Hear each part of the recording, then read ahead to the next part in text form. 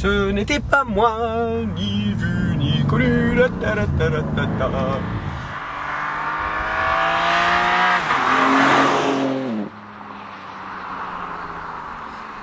Aujourd'hui, on va parler de cette BMW M2. Si tu suis cette chaîne, tu sais que j'ai l'énorme chance d'être l'heureux propriétaire d'une BMW 135i et d'une BMW M3 Touring. La M3 Touring qui est en vente, mais le jour où je filme cette vidéo, qui n'est pas encore vendue. Du coup, ça fait un moment que je regarde cette M2 en me demandant est-ce que en fait c'est le juste milieu parfait entre la 135 et la M3. En voiture de sport que tu peux utiliser au quotidien, qui est quand même pratique. Est-ce que j'ai fait une bêtise en achetant les autres voitures? Donc pour répondre à cette question, je vais passer une semaine entière à rouler cette M2 tous les jours. Première étape de cette semaine, c'est que je dois partir à Reims pour un tournage vidéo. On est actuellement à Genève, donc j'ai 500 km de route aujourd'hui pour revenir demain. Donc 1000 km en 24 heures. Je pense que c'est la meilleure manière d'apprendre à connaître une voiture. Bienvenue à un essai complet sur une semaine d'une BMW M2.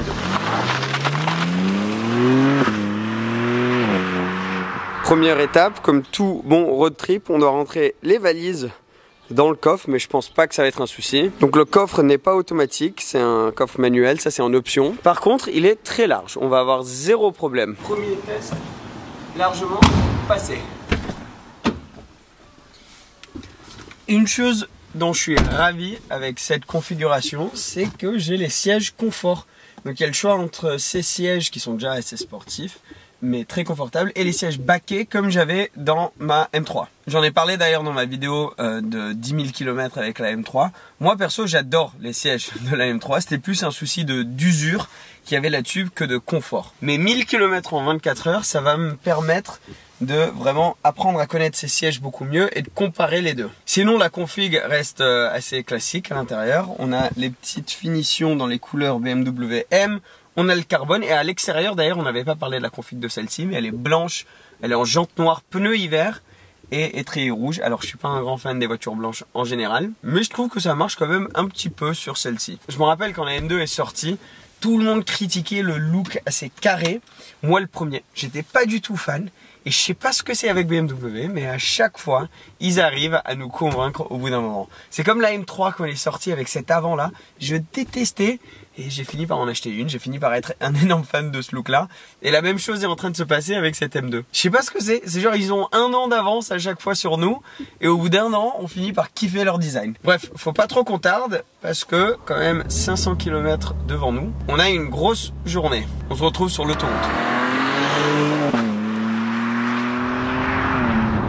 Et nous voici maintenant sur l'autoroute où je t'avoue que d'avoir là le 6 cylindres en ligne M Twin Turbo de 460 chevaux et 550 Nm, c'est agréable si tu as besoin de dépasser, mais c'est certainement pas nécessaire. Mais tu sais quoi, je m'en fous, c'est très important de le savoir, et plus tard dans la vidéo quand on ira sur des routes de campagne, je suis sûr qu'on va être très content de l'avoir. Alors pour l'instant, elle m'indique une moyenne de conso, mais on vient juste de partir, de 10 litres 5.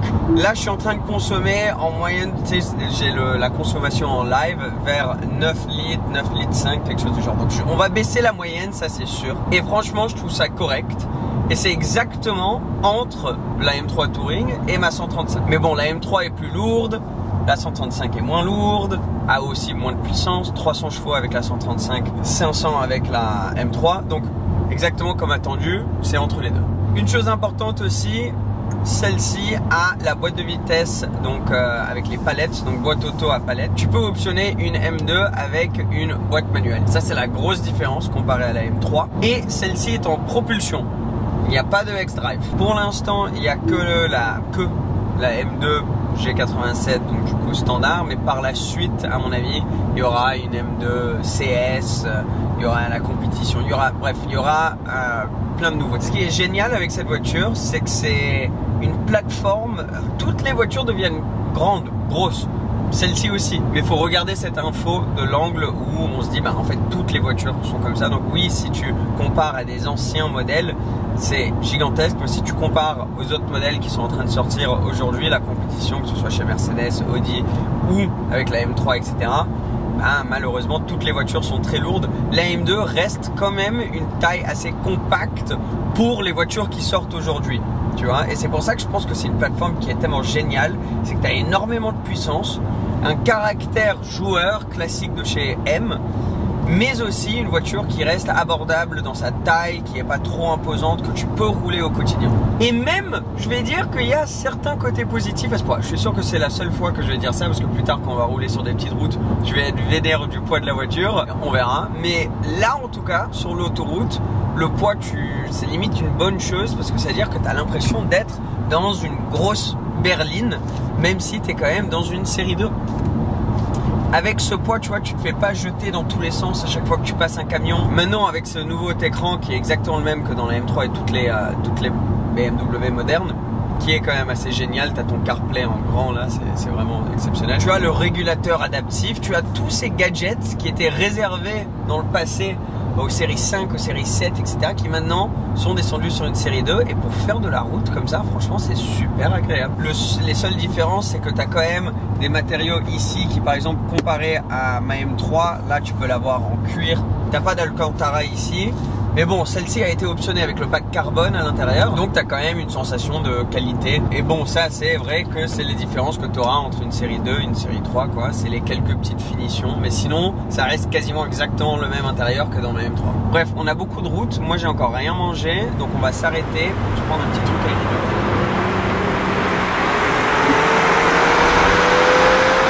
Ouais, cette config, je la trouve belle quand même. Mais je sais pas, c'est pas celle que j'aurais choisie moi. Mais après moi je suis un peu chiant et je choisis tout le temps pareil, full noir. Merci. Mais de rien. C'est gentil, merci vous aussi, bonne journée.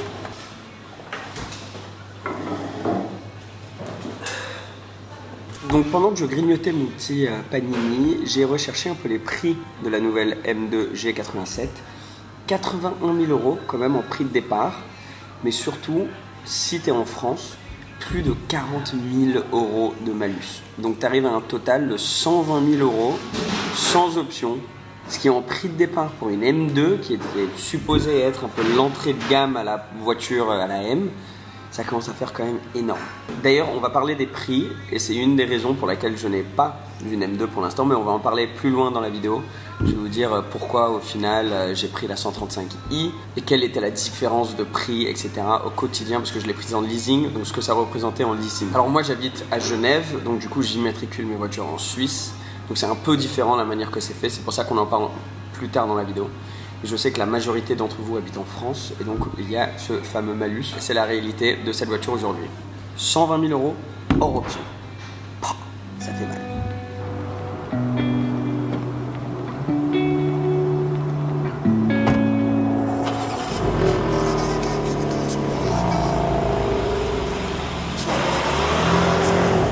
Un panini plus tard, de retour dans la M2.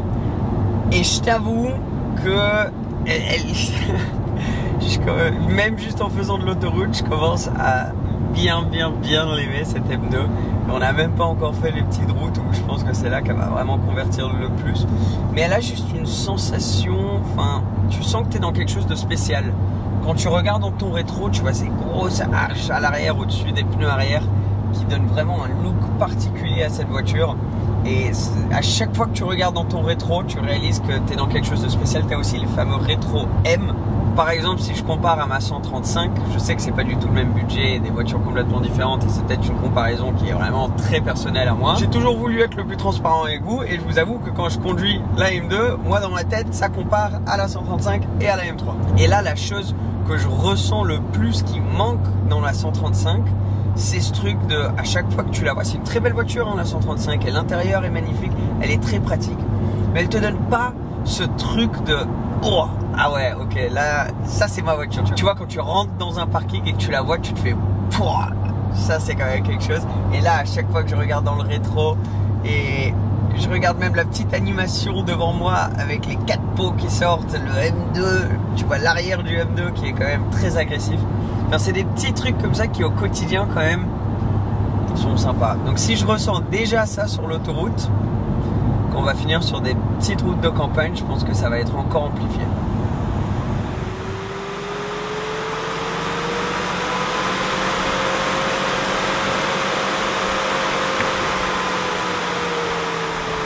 On est arrivé à Reims. Et franchement, je suis rincé. Quel humour! Clairement, je devrais aller me reposer si on continue avec des blagues comme ça. Pour l'instant, la M2, on a fait que de l'autoroute. Mais pour de l'autoroute, génial. Moi, je me lève super tôt demain. J'ai encore beaucoup de travail à faire. Je vais aller me coucher. On se retrouve demain.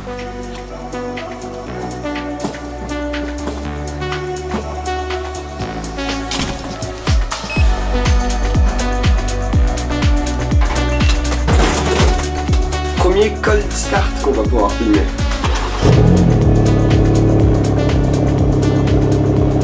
Alors, siège chauffé, direct, hop, tout ça, ça se fait à travers cet écran. Un des seuls trucs qui est peut-être pas ouf avec cet écran, c'est que tous les trucs de clim, etc., ça passe par là. Mais franchement, oh, salut. Franchement, tu t'y habitues assez rapidement. Moi, j'ai l'ancien système iDrive sur la 135i. Il est aussi très bien, mais c'est vrai que je me disais ça un peu aussi pour me réconforter par rapport au fait d'avoir l'ancien système. Mais maintenant que je re-rentre dans celle-ci avec le nouveau, c'est vrai que c'est quand même un peu mieux. L'écran est tellement grand, il est simple à utiliser, même si tu as plein de trucs qui passent à travers cet écran. Au début, je préférais avoir plus de boutons physiques. Dans un monde idéal, j'en aurais encore plus de boutons physiques, mais en soi, le nouvel intérieur de cette M2 est quand même assez exceptionnel. Enfin, de toutes les BM. Ils sont un peu devant, je dirais, même presque en termes de leur intérieur. Alors, ça m'amène aussi à un point. Donc, hier soir, j'étais en train de réfléchir. Et je me disais, donc cette voiture qui est maintenant à 1725 kg, elle fait des petits bips de temps en temps. Vous allez entendre toutes les voitures neuves maintenant. Quand tu passes la limite de vitesse, te font un petit bip. Là, je suis sur une petite route où tu es à 30. C'est tellement facile d'être à 32, tu vois, sans faire exprès. Et elle te fait des bips dans tous les sens. Ça, c'est bien chiant. Et en plus, il faut passer par l'écran à chaque fois pour l'éteindre. Donc, tu finis par ne pas le faire et tu as le bip à chaque fois. Alors, hier soir, dans l'hôtel, j'étais en train de réfléchir. Je me disais, est-ce que la M2, ça serait pas la nouvelle M3 ? Alors, ce que je veux dire par ça, c'est que c'est une voiture qui est tellement complète maintenant et qui fait vraiment mature. Tu vois, la M2 avant, c'était l'entrée de gamme niveau tarif. Aujourd'hui, maintenant, comme on en a parlé tout à l'heure, avec les malus et même juste le prix de base, une fois que tu l'as bien optionné, etc., ça commence à être assez effrayant. Celle-ci n'a pas de grosses options, tu vois. La peinture, c'est une peinture gratuite. Sur la M2, tu as le toit en carbone standard aussi, donc ça c'est sympa. Mais tu peux quand même vite, une fois que tu commences à t'amuser avec du carbone et une couleur sympa et la technologie intérieure, etc., ça peut quand même aller assez vite. Donc le prix, le poids et maintenant même le gabarit ont tellement évolué au point où j'ai l'impression que maintenant cette M2 c'est l'équivalent de ce qu'était une M3 auparavant. Et la M3 c'est l'équivalent d'une M5 auparavant. Et maintenant la M5, je sais pas ce que ça va être une M7. Mais est-ce que tu vois, je sais pas si je suis le seul à penser ça. Alors péage. Ah, la porte, la vitre est super haute. Bon, moi je suis super petit, je pense que c'est une combinaison des deux. L'intérieur aussi, tu vois, les finitions de ce nouvel intérieur, le fait que tu aies toutes ces nouvelles technologies. Alors on va se mettre en M1 parce qu'on va arriver sur l'autoroute là, donc ça va être l'occasion de faire une de nos premières petites accélérations.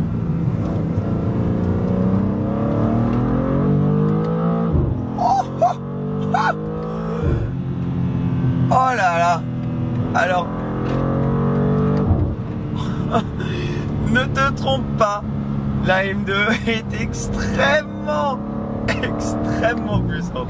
Alors ça aussi, maintenant la performance 460 chevaux, c'est 90 de plus que la génération d'avant. Et là on est sur la M2 classique, tu vois. Si tu regardes un peu ce qui s'est fait sur les dernières générations, il y aura la compétition, potentiellement une CS ou équivalente, ça va peut-être pas être le même nom, mais tu m'as compris. Si moi je cherche une voiture 4 places avec un intérieur luxueux qui a ce double caractère de pouvoir être utilisé vraiment au quotidien et en plus te taper des accélérations comme celle-ci.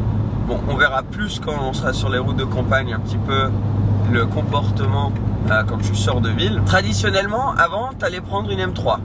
Alors, maintenant, je pense sincèrement que la M2, c'est la voiture parfaite, le gabarit parfait. Et limite, je sais pas si moi, au quotidien, je choisirais pas une M2 plus qu'une M3 maintenant.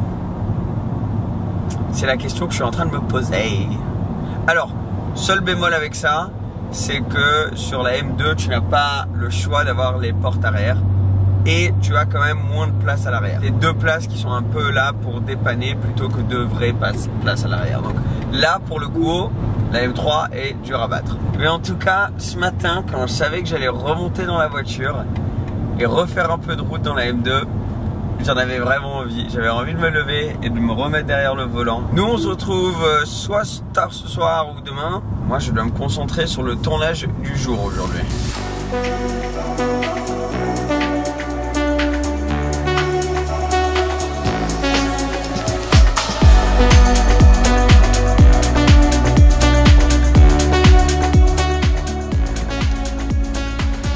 2 jours plus tard, on se retrouve en bas d'une très belle route. À sélectionner mode track. Est-ce que c'est bon, on a sélectionné track? Ouais. Cet écran s'éteint. Ah non, il s'éteint pas du tout en fait. J'ai mon CarPlay. Ok, bon, bref. Et on va pas se mentir, la vraie raison pour laquelle t'achètes une M2 plutôt qu'une série 2 normale, ça va être pour être sur ce genre de route. Donc on est en manuel.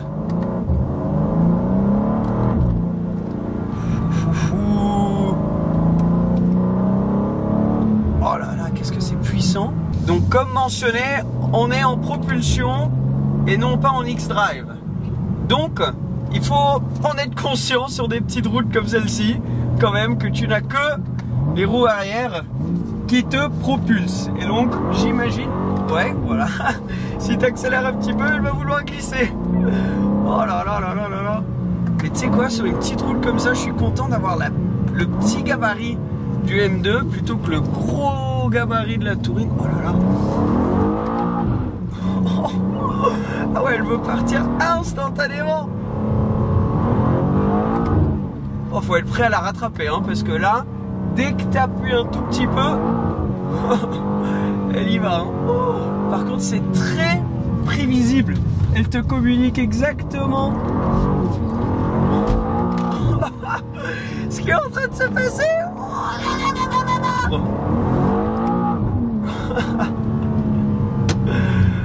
Oh là là là là là là. Alors ça, je peux pas le faire avec ma 135 kg. Avec la M3, elle faisait ça bien, mais c'est quand même différent sur une M3.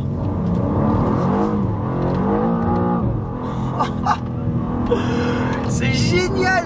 Il n'y a pas trop de roulis. C'est drôle parce que je m'attendais à vraiment ressentir de fou le poids, mais c'est pas choquant. Regarde, il y a même la caméra là qui tient pas. Si tu étais inquiet que sur les M modernes, on ait perdu le caractère, alors là, sois rassuré parce que c'est pas du tout le cas. Hein. Ce gabarit de M2 se prête tellement bien à ce genre de route. La puissance, t'en as tellement, enfin 460 chevaux. Maintenant, une M2, c'est plus du tout le bébé de la gamme. Plus du tout, mais du tout. Comparé à la dernière génération, en fait, elle est juste tellement plus adulte. Beaucoup plus de puissance. Toujours aussi joueuse. Mais quand ils sortent les CS et les autres versions, ça va être des animaux. Bref, ça va être très violent. Parce que là, déjà, c'est impressionnant. T'as presque 500 chevaux dans une M2. T'imagines? Mais c'est pas la puissance qui est la chose que tu remarques le plus.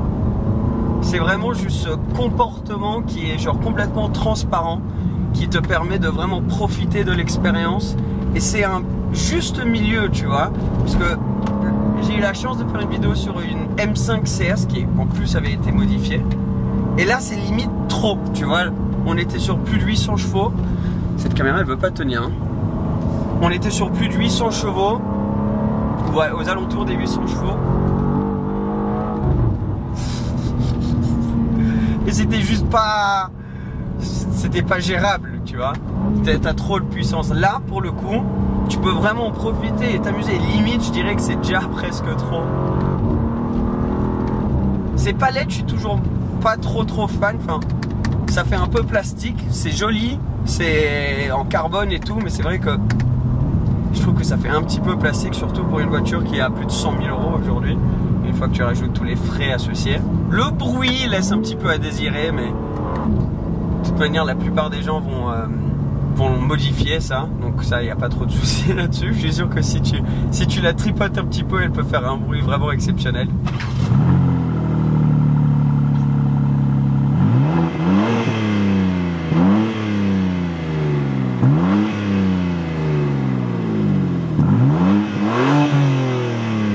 Alors moi, ma question, est-ce que j'aurais dû acheter celle-ci plutôt que la 135i ou la M3?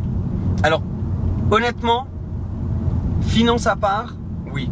Je pense que c'est le juste milieu parfait entre ce côté pratique, petit gabarit, mais quand même un grand coffre et une voiture avec laquelle tu peux t'amuser comme ça. C'est vraiment le juste milieu parfait. Mais la réalité, c'est que c'est quand même un autre budget. Et que, malheureusement, en ce moment, dans le marché d'aujourd'hui, qui est très faible pour les voitures en général, mais surtout les voitures de ce genre-là, tu risques de perdre beaucoup plus sur une M2 ou une M3 que sur une 135i. Alors c'est pas pour dire que sur une 135i tu ne vas rien perdre, bien sûr tu vas perdre aussi. Mais sur la 135i, j'ai opté de la prendre en leasing. Comme ça je sais d'entrée de jeu combien je risque de perdre. Et il n'y aura pas de mauvaise surprise. Voilà. Qu'est-ce que c'est? Qu'est-ce que c'est fun? Qu'est-ce que c'est joueur? J'essaie de vous parler sérieux, mais elle a qu'une envie, c'est de partir la voiture. Incroyable. Quel kiff, mais quel kiff. Donc moi je suis en Suisse, donc je peux que vous parler de comment ça marche en Suisse. Mais pour moi, oui, la M2 serait la meilleure voiture, mais financièrement, j'avais juste envie d'être un peu plus relax parce que vous savez que j'ai cette nouvelle voiture qui arrive. Qui sait? Peut-être qu'elle est déjà arrivée quand cette vidéo sort. Du coup, financièrement, je ne voulais pas avoir de mauvaises surprises comme malheureusement j'ai eu sur la M3. Donc, j'ai décidé de faire un leasing. Comme ça, je sais exactement ce... Je vais m'arrêter là pour pouvoir vous parler. On dirait un peu un lieu pour faire des donuts là.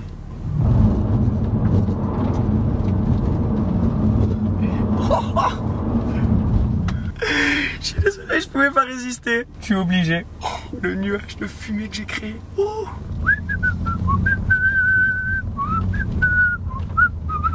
Ce n'était pas moi, ni vu, ni connu. Alors, où est-ce qu'on était? On discutait de quelque chose de très raisonnable, très adulte, comme le leasing automobile. Donc en Suisse, j'ai eu une offre sur la 135i qui me revenait à peu près 500 francs suisses. On va dire en euros, comme ça c'est plus simple. Donc 500 € pour le leasing. Bref, après il y avait l'assurance, etc. 500 € sur le leasing, 2 ans.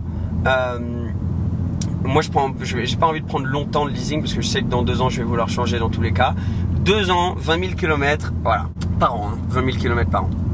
J'ai fait la simulation sur le M2 et sur le prix du leasing, c'était quand même plus, mais c'était pas déconnant. C'était vers, je crois que je m'en sortais vers 850 ou 900 par mois pour le leasing sur la M2. Ok, ça c'est une chose. Ça, à la limite, ça peut aller.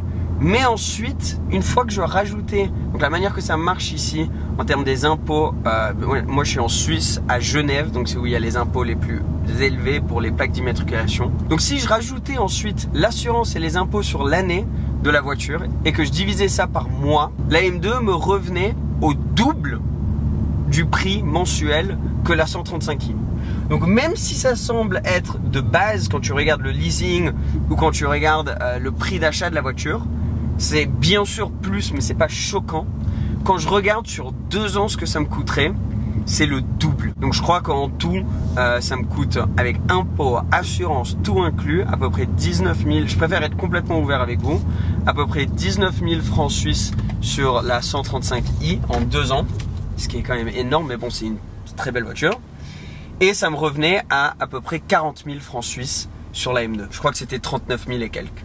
de rouler quand même dans une voiture comme celle-ci et de perdre 40 000 en 2 ans, c'est énorme. Donc même si j'en voulais vraiment une, et même si là, en roulant avec, je me dis que c'est vraiment une voiture exceptionnelle, je me rappelle de ces chiffres-là et je me dis, tu peux pas te permettre d'avoir un daily qui va te coûter 40 000 en 2 ans et à côté d'avoir une voiture de rêve.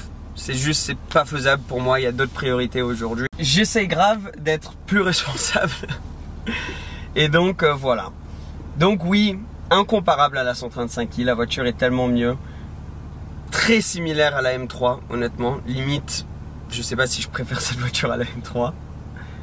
Bon, la M3 est quand même beaucoup plus pratique, faut se le dire. Si tu fais du vélo comme moi, etc., c'est quand même un autre délire. Ces voitures aujourd'hui, ça coûte une fortune. Post-Covid, quand elles gardaient leur valeur et que tu pouvais en acheter une, en rouler une pendant 1 an et perdre un petit peu ou quoi, là c'était plus logique. Et si le marché un jour ressemble à ça, ben pourquoi pas aller sur un daily un peu plus hardcore, comme je l'avais fait avec ma 911. Enfin, encore une fois, pour vous donner tous les chiffres, j'ai pu rouler avec ma 911 pendant 1 an, plus d'1 an, et elle ne m'a rien coûté. Je l'ai revendue pour exactement, enfin même un petit peu plus que ce que je l'ai acheté.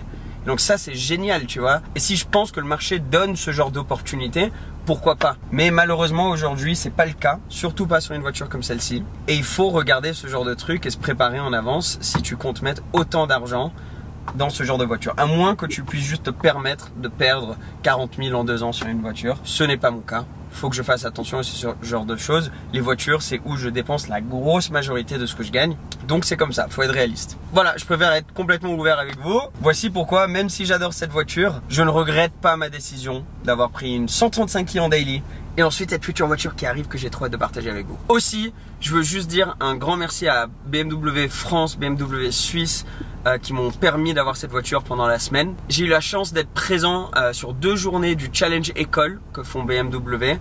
C'est super si vous connaissez pas. C'est des journées de formation qui permettent bien sûr de se former, mais ensuite d'avoir des possibilités, une ligne directe vers un emploi dans des concessionnaires BMW. Et c'est génial parce qu'en tant que passionné automobile, de voir une société de la taille et de l'importance de BMW donner un parcours qui est tracé, qui est envisageable pour des jeunes de vivre de leur passion, c'est vraiment génial. Et donc j'ai pu participer à ces 2 journées là, et en plus de ça, cerise sur le gâteau, ils m'ont prêté cette voiture pendant 1 semaine. Donc un énorme merci à toute l'équipe qui a rendu ça possible. C'est vraiment super sympa et j'ai adoré ma semaine avec cette voiture. Donc si tu peux te permettre d'acheter une de ces voitures, fonce, vas-y les yeux fermés, c'est génial. Franchement, je suis jaloux. Moi je vais aller continuer à bosser pour un jour pouvoir me permettre ce plaisir. Merci d'avoir regardé jusqu'à la fin, la famille. Ciao ciao.